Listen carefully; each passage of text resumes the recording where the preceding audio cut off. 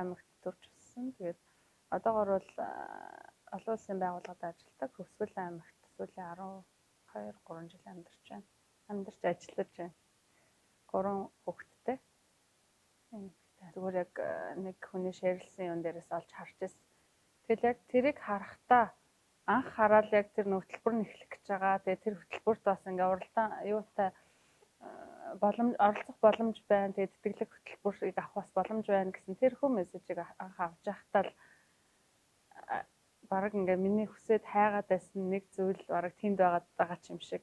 Яг энэрүүл ингээл орчих юм бол бараг нэх гоё юм том юмыг олоод авчих юм шиг санагдал.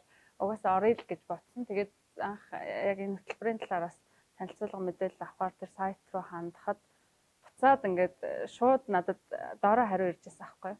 Шууд мессенжерээр орж ирэл сайн байна уу? Та одоо яг энэ хөтөлбөрийг сонирхож байна уу гэж ороод ирсэн чи би баг эхлээд амар өөрөө шоконд ороод юу энэ хүн чинь шууд ингээд надтай ингээд ярьлаа гэж үүдээч гэдэг юм уу те. Тиймэрхүү бас яг мэдрэмжийг авахтаа айгу таатайсэн. Тэр нь бас яг энэ хөтөлбөрт шууд орох бас нэг алхам болж байсан байна гэж бодож байна. Би явандаа өөр ингэсэн бизнестэй болох хэрэгтэй. Одоо би ингээд олон жил төсөл хөтөлбөрийн байгууллагад ажилласан. Тэгээд тодорхой хугацааны дараа төсөл хөтөлбөр дуусаж таарна те.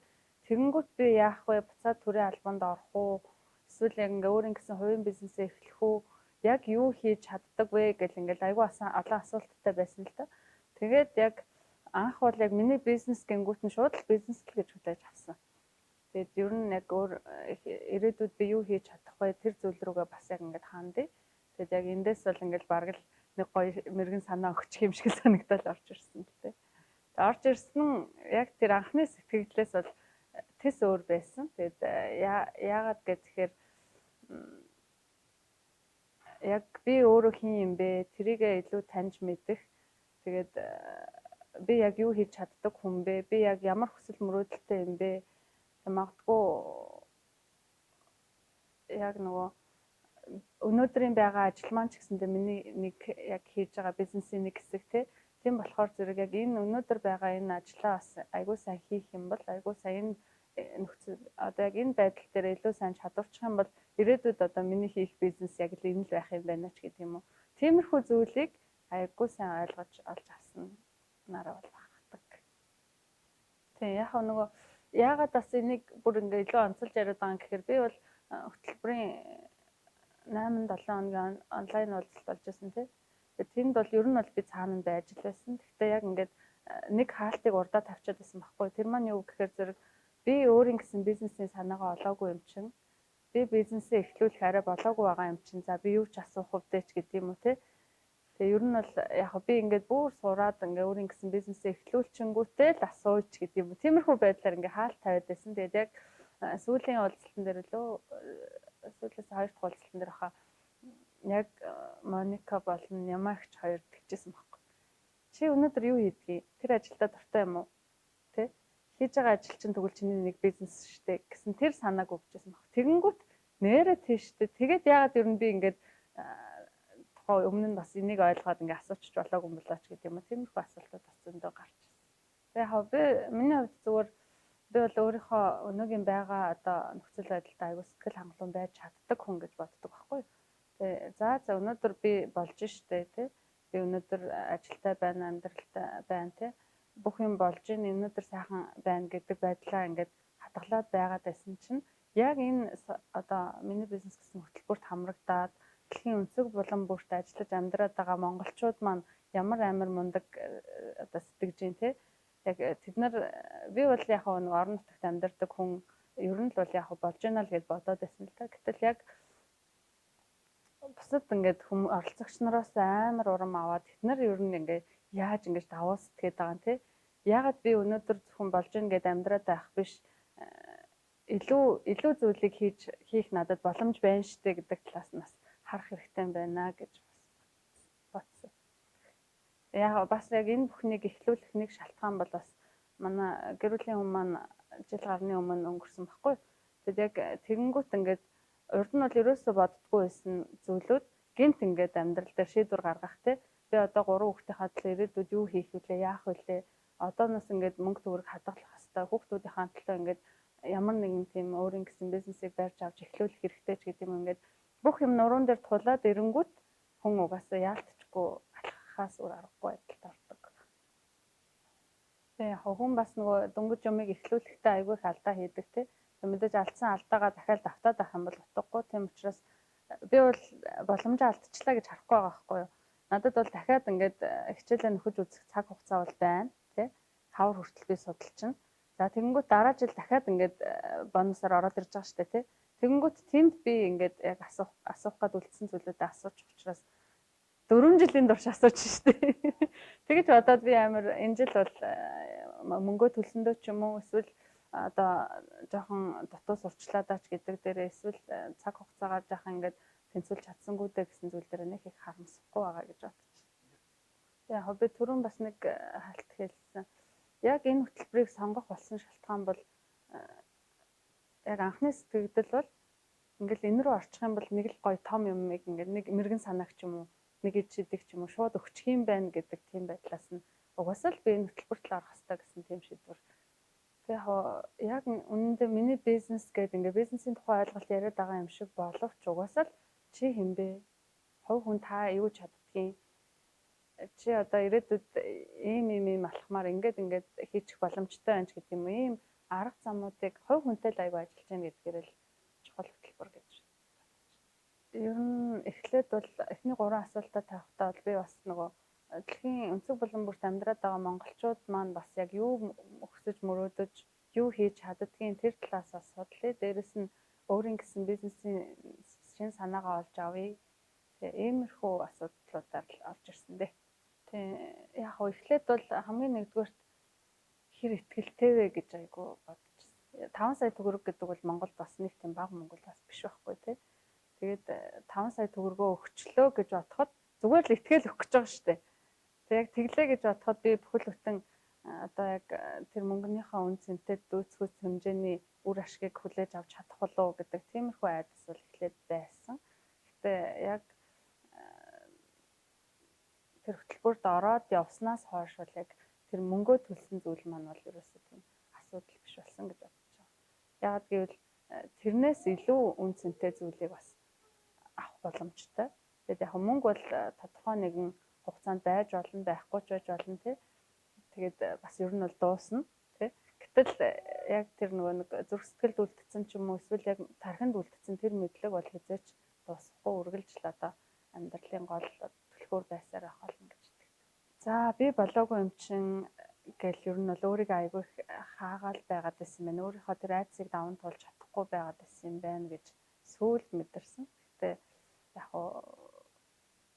зүгээр ингээд энгийн чөлөөтэй ярилцж байгаа ярилцлагууд тий хинтэй ч гэсэн ерөөсөө ялахгүй харьцаж байгаа тэр тэгээд ерөөсөө тэр цагтаа амар үнэнчтэй яг цагтаа эхэлдэг.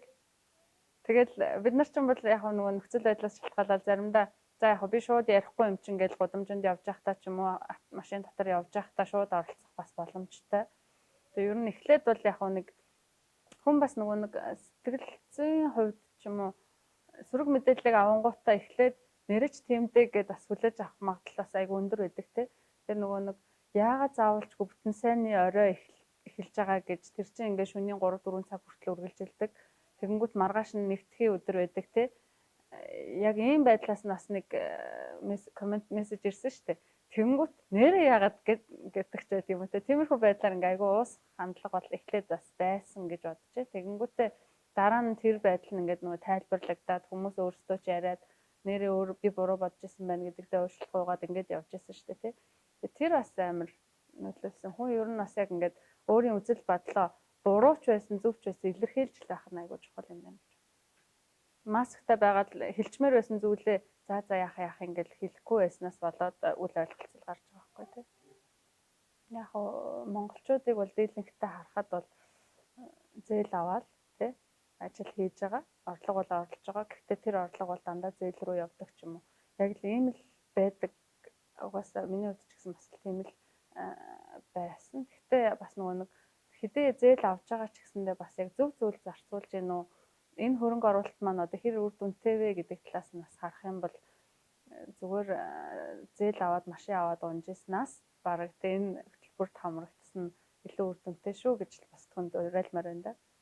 Тэгээ миний хувьд бас мэдээж адилхан бусдын адилал зээл авах нь авсан. Тэгээ бас хүүхдүүдийнхээ хадгаламжнаас бас тодорхой хэмжээнд бас зээлээ. Эргүүлж бол төлнө. Яг шийдвэр хамгийн анхны үед бол жоох эргэлзчихсэн гэдэг түрүүн би бас хэлсэн тий. Яг нөгөө орхоос өмнө тэр 9 сарын 1 гэхэд төлбөрөө хийсэн байх, бүртгүүлсэн төлбөрөө хийсэн байх гэдэг шаардлагатай байсан тий. Тэгэнгүүт би ер нь яг юу хийж ийна ч гэдэг юм уу. Тиймэрхүү байдлаараас ганц нэг хүмүүсээс зөвлөгөө авч ирсэн найз нөхдүүдтэй гэр бүлийнхэнтэйгээ. Тэгэнгүүт хэр найдвартай юм те бүхэл бүтэн 5 жил сурна гэдэг чинь бас л амар зориулалт шүү дээ. Чи яг чадах юм уу ч гэдэг юм уу. Тиймэрхүү байдлаар бас харж байсан, хариулж байсан хүмүүс байсан. Гэхдээ л яад ч байсан зориуд үтсэн дээр гэж бодол алах юм. Шууд очиж сурна. Академик боловсролыг 5 жил эдлэн өмнө нь бол бас нөгөө тодорхой хэмжээнд 4-5 жил сураад төгссөн хүний хувьд дахиад 5-6 жил сурна гэдэг бол бас айгүй тийм амархан гаргах шийдвэр бол биш л дээ. Гэхдээ та хаанч амьдарч ирсэн, ямар ч ажил хийгээд явж ирсэн шууд ингээд байгаа газараасаа тэр сургалтанд хамрагдах боломжтой гэдэг тэр зүйл нь л айгүй бэлтгэж байна. Дараагийн асуултаас явчих тэхүү. За тэг.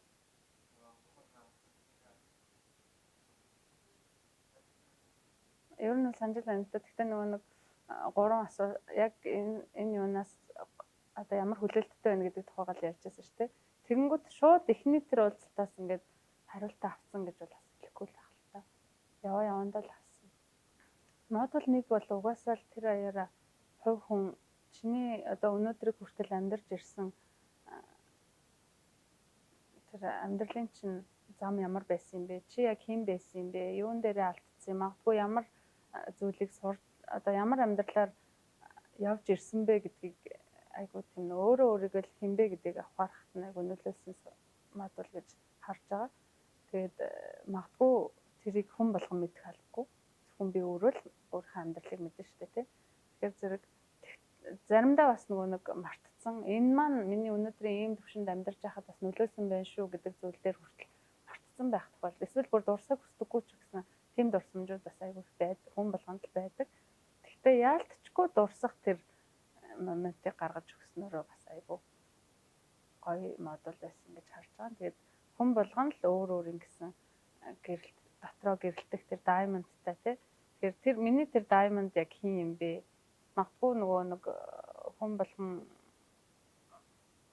одоо зарим хүмүүс тэр талаараас ерөөсөө боддоггүй би угаасаа л болж байгаа гэж боддог ч юм уу. Эсвэл зарим хүмүүс хит өөртөө итгэлгүй тийм байдаг штэ. Тэгэд тэр мэр байдлыг ч гэсэндээ айгүй сайн зэгцтэй ойлголтоор ятгахж айгүй гоё гаргаж ирсэн тийм модуль гэж харж байгаа. Ер нь бол мартчихдаг л баг.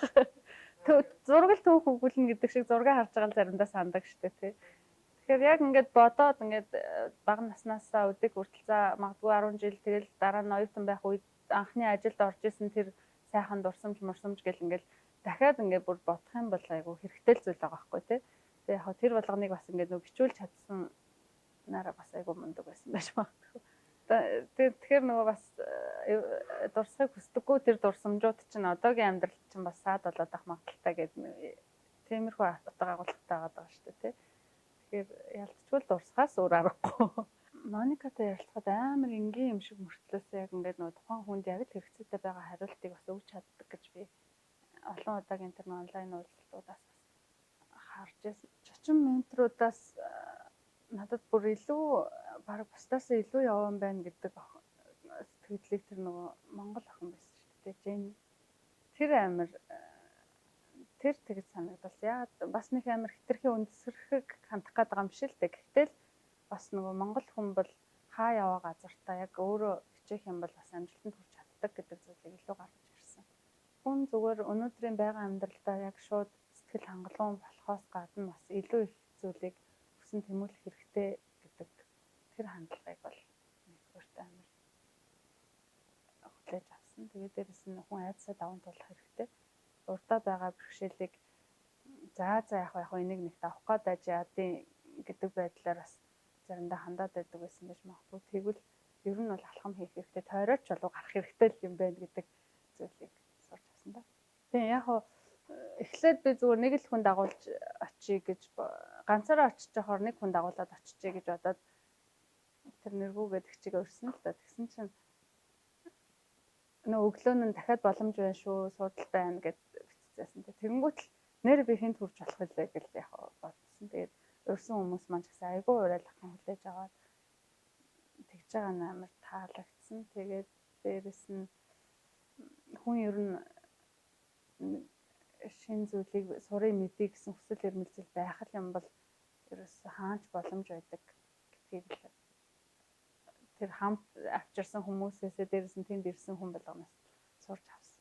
Яагаад гэвэл за ашиг орой юм байна.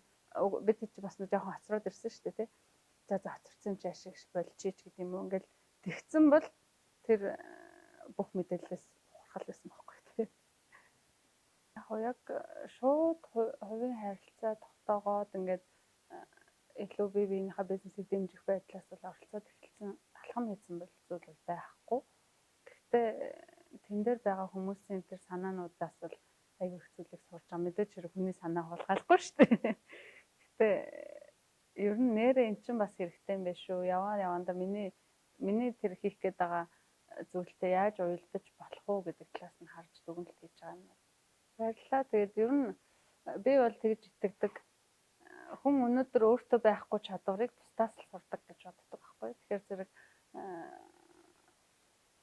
зарим нэг хүмүүст хэрэгтэй мэдээлэл бас болж чадах байх л гэж бодож штэ. Миний амьдралд гарсан энэ өөрчлөлтүүдтэй миний энэ үзэл бодлоос хүнд нөлөөлөх л байх гэж итгэж байна.